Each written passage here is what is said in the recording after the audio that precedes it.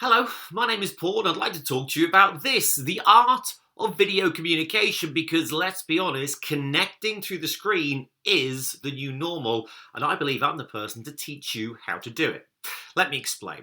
When I was 24, 20 years ago, I became a shopping TV presenter. I've since gone on to do various other things within the media and business and property. But when I was a shopping presenter, I became by 26 the best selling in the UK.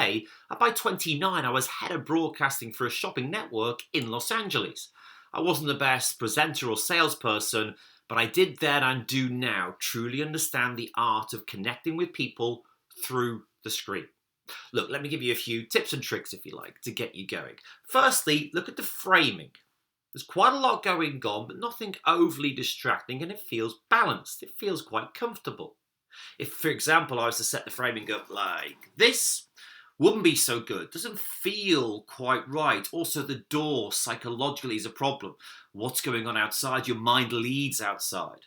But this does feel balanced. What else? Well, note down here, there's a book, a David Bowie book.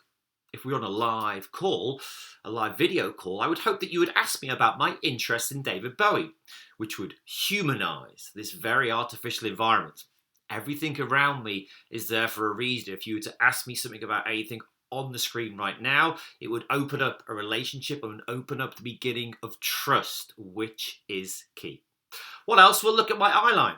It's dead center with the camera, which means you and I are already having an equal conversation. You wouldn't tower over a team member to give them feedback. You wouldn't tower over someone if you were pitching. It's exactly the same on screen, and these are the things you need to think about.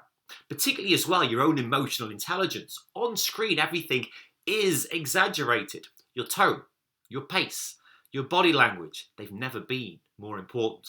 And what about the emotional intelligence of those you're speaking to? How do you empathize with someone in your team who wants to keep their camera off?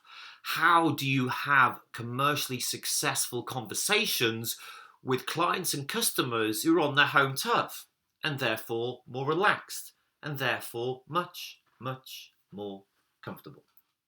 These are things that I can teach you, and what I've been doing so far is teaching them via 2-hour workshops for 6 people, followed by 6 45 to 50-minute one-on-one. So 6 people, a one-day workshop. Now we can tweak that depending on your needs, and we can pivot in certain directions as well. You might be more interested in remote motivation. That's absolutely fine. You want to make sure your team are happy. You might be more interested in how to achieve commercial success. How do you pitch through the camera? How do you negotiate to the camera? We can look at that as well. In the comments and the information below the YouTube video is my email address. So if you want a PDF that really fleshes out what I'm talking about here, please do reach out. But for now, I'd like to close by saying that if some of these tips and tricks have been useful for you, great.